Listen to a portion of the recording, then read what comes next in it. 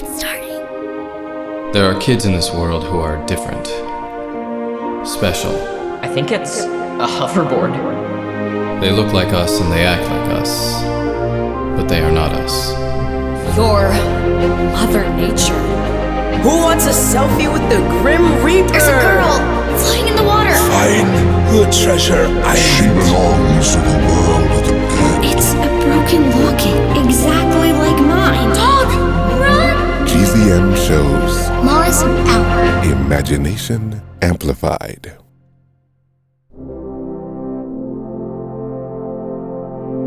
This is not a story about an old man in bifocals at the center of a revolution, but rather another tale of mystery featuring a boy who had no idea he'd one day wind up on the $100 bill. Hannah and I stood on the frozen pond, looking down at the body of Lord Billingsgate's man, Higgins, floating under the ice beneath our feet. Someone murdered Higgins. Perhaps someone who didn't want us to hear what he had to say. Someone who's still out there. That wolf is not very far away. Honestly, right now, I'm more worried about the other kind of wolf. The kind that holds a pistol. Come, this way. Hannah led us deeper into the woods. I hoped that the snow was falling hard enough to cover our tracks. We can hide behind the big oak tree. This tree. You showed it to me before. It's where your father was laid to rest. And where he taught me to read and write, just as he had taught himself. I'm sorry I never met him, but I'm sure he would be very proud of you. One day, I'll build my school near this spot. A school that will bear his name. It'll make a fine location. And you, a fine teacher. If we live to see the day. Shh! Someone's coming!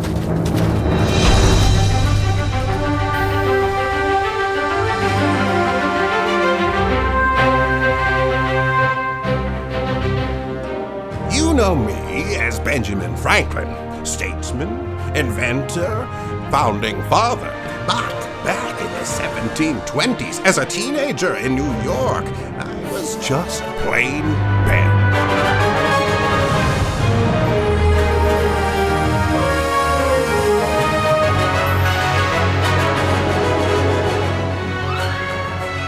Aspiring printer, budding adventurer, dreamer, and frozen in the woods. We hid behind Hannah's oak, standing as still as the tree itself, trying not to breathe. Do you hear that? That doesn't sound like a wolf. Unless it's the humankind. Hannah! Ben! I found you. Mama? Mrs. Bowen, how did you... I heard the gunshot and had a bad feeling it might be connected to you two and that party. Easy, Bessie. Why are you getting off the horse? Ben, you take old Bessie and head back into the city. What about you, Mrs. Bowen? Hannah and I can walk home from here. But someone's out there in the forest. I've lived up here most of my life. Whoever it is doesn't know these woods like I do. Come, Hannah. I'm going with Ben, Mother. Hannah! They stole our money. They killed Mr. Williamson. I need to see this through. There's a story that has to be told. Please. All right. But as soon as that story is shared, you come back home to me. You hear? Promise. Thank you again, Miss Bowen. Take care of Bessie, you two. And each other. Hannah, you ready? Ready? Let's go, Bessie. Yeah! As Hannah and I rode through the moonlit streets of Manhattan, I was already writing the story in my head. A story about New York City, about people's hopes and dreams, and about the villains who traded on them. Where are we gonna find a printing press if the one in the warehouse was destroyed? Tell me what you smelled when Lord Billingsgate brought out those stock certificates at the party. Fresh ink. Which means someone printed them right before. But where?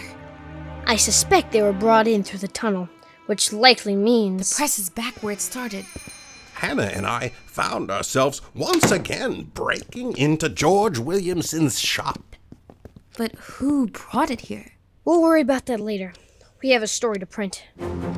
Hannah and I worked the printing press all night until we made enough copies to blanket the city with the truth. All right, it's time to spread the word. With dawn approaching, we loaded hundreds of copies of the paper into satchels attached to Mrs. Bowen's old horse. I picked one up and admired it. Golden Tickets Tarnished, Manhattan Municipal Company of Fraud, by Benjamin Franklin. My first official byline. And a momentous one at that. Let us hope it's not my last. Thank you, Hannah. Like I said, what good is freedom if it makes you afraid to do what's right? Hannah, about the gold we found in the cave. Most of it doesn't belong to me, any more than it belongs to Billingsgate. But your school. We'll talk of this another time. Go, deliver the news. Godspeed, Ben Franklin! Yeah!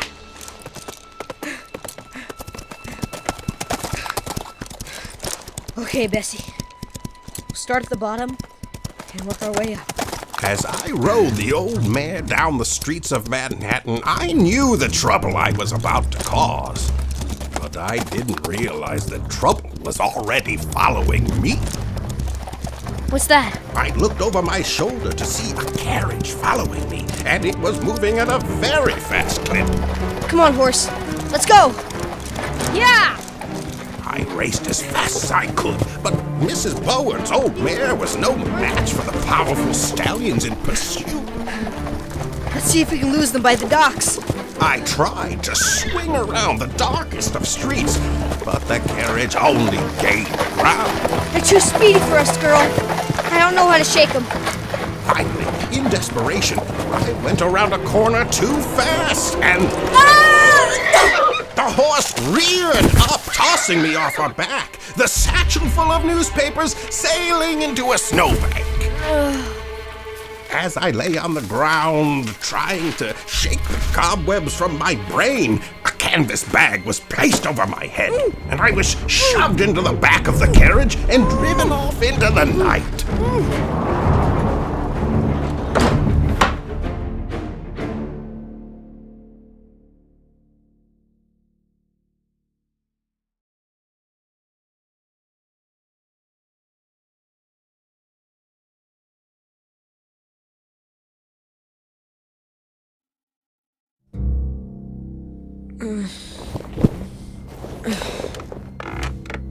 Tied to a chair. This feels familiar. But when the bag was removed from my head, it wasn't the dirty dog standing there. Even in my groggy state, I recognized where I was and who had brought me here. Hello again, Franklin. Sorry for all the dramatics, but we couldn't have you spreading those stories about town now, could we? I suppose not. Welcome back to my laboratory. Hope our friends weren't too forceful in bringing you here. Nothing I'm not used to by now. But with all due respect, my lord, we both know this isn't your laboratory, and I suspect you're not the person to whom I should be talking. I don't know what you mean. Come out, Amanda! I know you're the brains behind this operation. Hello, Ben. Darling, he's under the impression that you... It's all right, Father. We don't have to pretend anymore. Why don't you go inside and make yourself an iced drink? But if he knows... Father, what did we discuss? Yes, but Inside. I'm sure you don't want me to tighten the purse strings, do you? No, Amanda dear, I'll be inside if you need me. So, Ben, when did you know? Took me a while to put the pieces together. When I produced the microscope in the courtroom, Your father had no idea what it was, nor did he have any interest in my stove design in the sketchbook. You, on the other hand, you understood the science.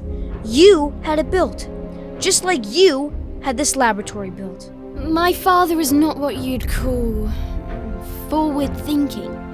He nearly threw away our family fortune on designer clothes and this ridiculous mansion. We were nearly broke thanks to his negligence and lack of vision. Lucky for him, I took control in time to right the ship. Then why do you pretend he's still in charge? Because we live in a world run by men like him. They'll only see me a certain way. So I'm forced to play my part. The stock scheme was yours too? Give them a taste of hope and people are willing to hand over their money. In New York, everyone believes it's their destiny to be rich. You're stealing from them, Amanda. These are hard-working people, with families, with dreams. Their dreams are meaningless. The future of this city doesn't run through seamstresses and teachers and printers like Mad George. It runs through people like me.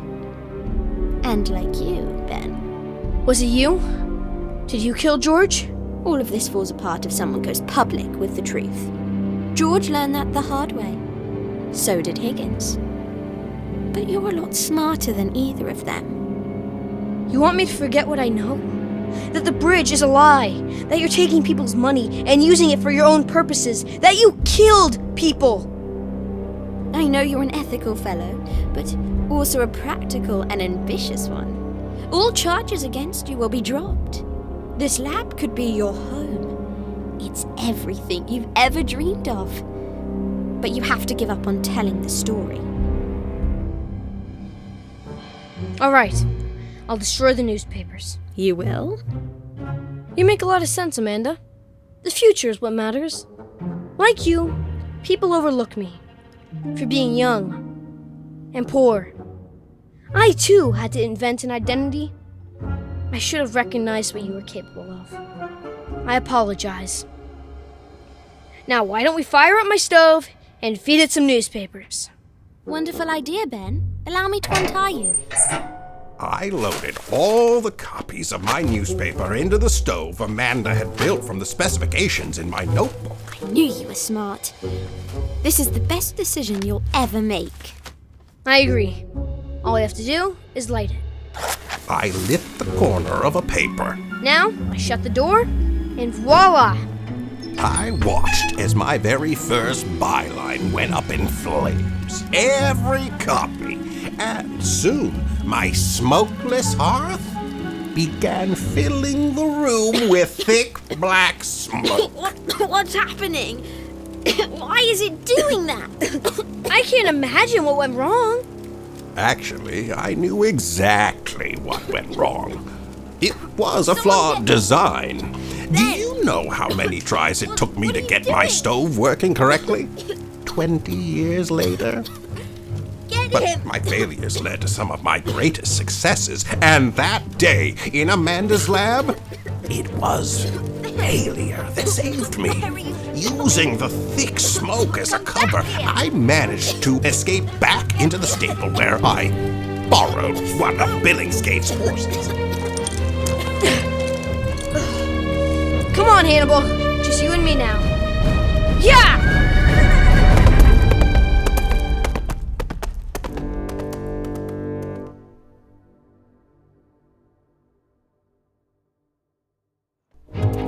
I raced back towards the print shop, determined to print my story, now with the full truth about Amanda Billingsgate. But as I rode up, someone was waiting for me in the front. Hello, Benjamin. Danny, it was Amanda. She had George Williamson killed, and she shot Higgins, and... Actually, that one was me. What? I was the one out by the pond. You? Higgins had a story to tell, and unfortunately, I couldn't let him tell it. Just like I can't let you tell it. You were working with Amanda. You set it all up. I'm afraid so. Sonny getting beaten up. The fire, which you miraculously escaped. You dropped me in the river so that I'd see that there was no bridge project. You wanted me to know. You and the dogs, you printed those news certificates. And when I started to tell the truth at the party, you rescued me. It was all one big setup. I had to ease you into it, didn't I? And to show you what I could do. But why? What is your part in the scheme? Lord B is the face of the Manhattan Municipal Company. Amanda's the brains. And you and the dirty dogs are the muscle. For now. Told you I didn't want to be a petty thief forever. But you are still stealing! As I've told Ruby, you have to choose in this life. Whether you're a giver or a taker. But if everybody takes what they want, eventually, we're all empty-handed. Another one of your clever sayings. But life is about more than ideas and words, Benjamin. It's about action. Grabbing what's yours, making a name, molding the world to fit you. That's why I saved you. Why I invited you in. With your imagination and my talent, we could own this town in a year. Maybe less. I'm afraid you're right about that. What is it you're scared of? Becoming what I hate. Someone like the governor, or Amanda, or the King of England. Takers. People who see the colonies and their citizens as something to be exploited, used. But it can be so much more. You want to do good? You need gold to grease the wheels. You want to print the truth? Paper and ink don't come cheap. You want freedom, justice, and all that other stuff you write about? It all costs money. And nothing more so than freedom. I know.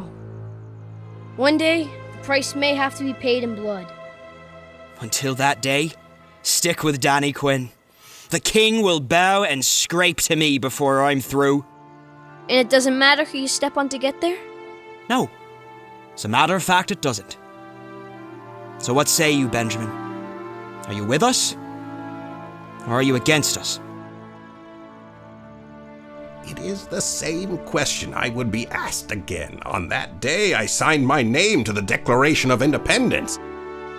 It's the question we all must answer sooner or later. Where do you stand? And for whom?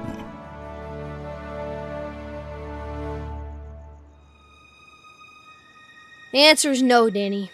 You're making a mistake if you choose to be my enemy and not my friend. What are you going to do? Shoot me like you shot Higgins? If he doesn't, I will. I've got this, Amanda. He gave us our answer, Quinn. I'm tired of asking nicely. We offered you the world, Ben. This is not the world I want. Then lucky for you, you won't be living in it much longer. Now hold on there, Mandy. Put the pistol away. There are still other options. There are no other options. He knows too much. And now, like George Williamson, he will be writing his stories for St. Peter. She pointed her pistol at me, and I saw my life flash before my eyes, which, up to that point, was a terribly short, terribly tragic story, one without many accomplishments. Time slowed down as her finger moved on the trigger. No! But as she fired the gun, Danny leapt in front of me, and the bullet tore a hole in his shoulder. Danny! I'm alive, Benjamin. What's wrong with you, Quinn? Now I'm going to have to kill both of you. You're not killing anyone, Miss Billingsgate. Mr. Randall, this is not as it seems.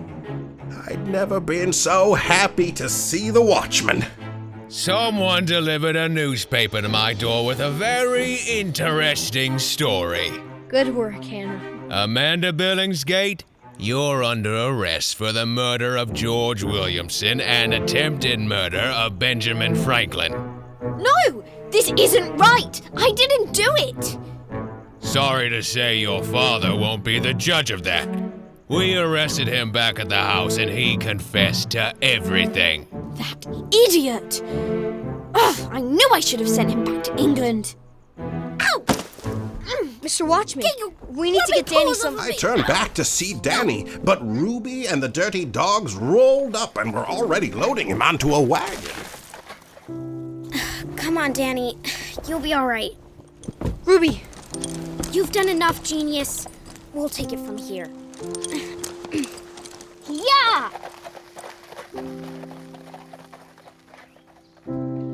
The next morning, I returned to Mrs. Bowen's shop, where Hannah was helping finish a winter coat.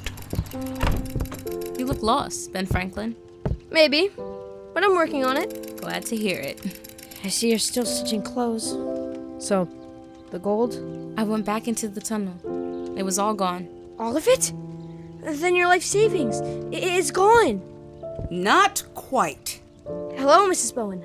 Hello, Ben. I'm pleased to see you alive and well. What is that box you're holding? Funny you should ask. It was sitting outside our door when I woke up this morning. Inside was the money we'd spent on the stock certificates. No more, no less. Who put it there? Was there a note? At first I thought it must be you. But then I found this printed drawing. Sweetie Pie the Dagger. Ruby. Sometimes people surprise you. Our life savings returned. Mrs. Bowen, before I came here, I went back to Amanda Billingsgate's laboratory. Why would you do that? Since it was no longer in use, I thought I'd make something for you. For me? As a thank you for sewing my costume. I reached into my knapsack to show her what I'd pieced together. Eyeglasses with a line in the middle. They have two different lenses, one for far away up top and one for close down below. I haven't perfected the design and they look a mess, but... They are wonderful, Ben Franklin. I will wear them with pride. But what shall I call them? How about double vision glasses? Might want to keep working on that name. Good idea. Well, I should be going. Wait, we have something for you too. She handed me the warm winter coat she'd been working on. Thank you. Wear it in good health. Goodbye, Ben. Try to stay out of trouble, will you? I cannot make any promises. Nor would I want you to. Goodbye, Hannah. Your students will one day be lucky to have you. Hannah would soon start teaching from her home. But history says the first state school for people of color wasn't founded in New York until 1794. I wasn't around to see it, but Hannah was there to bear witness and to walk her grandchildren into the classroom. The sun was shining, and I could see my breath when I returned to the docks where I first arrived in New York. Oh, please, sir, help me. I'm being chased by ruffians. Not falling for that one again, Ruby. No sense robbing you, since you're leaving New York as penniless as you arrived. Am I leaving? I'm afraid so, Benjamin. Danny, how's the shoulder? I'll live. So will I, thanks to you. I have no regrets for taking that bullet. But I'm sorry to say, you don't get to publish your story. And you don't get to stay in New York. You need to be moving on. And if I don't leave the city? Oh, I like you, Benjamin. But I can't have you or anyone else standing in my way. Doesn't have to be this way, Danny. Can't be any other. You'll do great things, Benjamin Franklin. Of that I have no doubt. But you won't do them in my city. The dogs have borrowed a ship. They get you across the river to New Jersey. You're sending me to New Jersey? I have a feeling your future lies somewhere else. See you around, genius. I flipped a gold coin that took me here to New York. Maybe it's time to see what would have happened if it had landed on tails. I boarded the ship with my knapsack and notebook. No wealthier than I had arrived, but richer for the experience and the people I'd met. I suspected Danny and the dirty dogs had upgraded their headquarters. This mirror doesn't do me justice. Tell me, How do I look? Like a proper gentleman. I think I'm going to like Lord Billingsgate's house. Big Lou! Yes, Danny? That's Mr. Quinn to you. We'll dine on the terrace. The one with the view of the whole city. As you wish, Mr. Quinn. What do you think, Ruby? Boston lobster? Sounds good to me.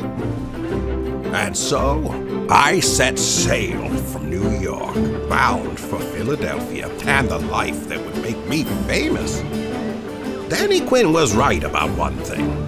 Life is about more than ideas. I never wrote about my short time in New York. The story was never told.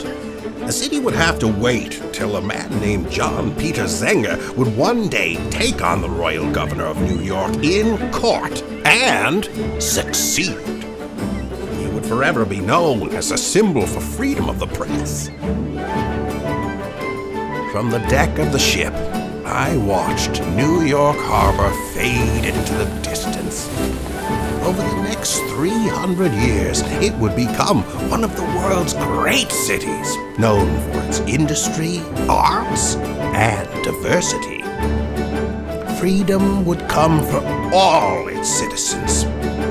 I would never be the king of New York, but I had different dreams.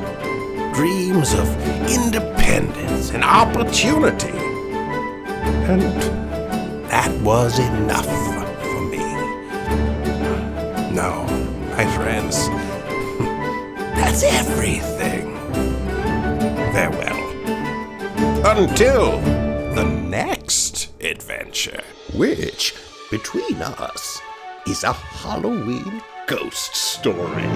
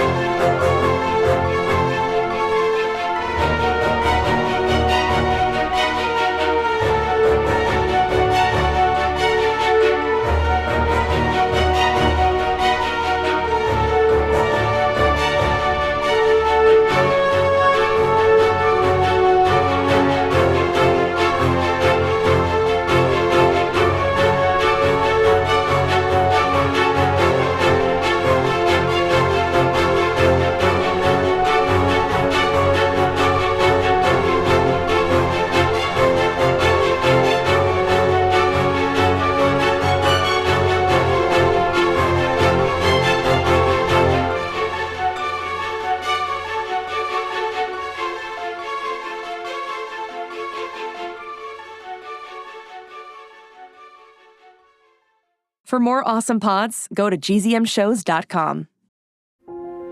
Shh, it's starting. GZM shows imagination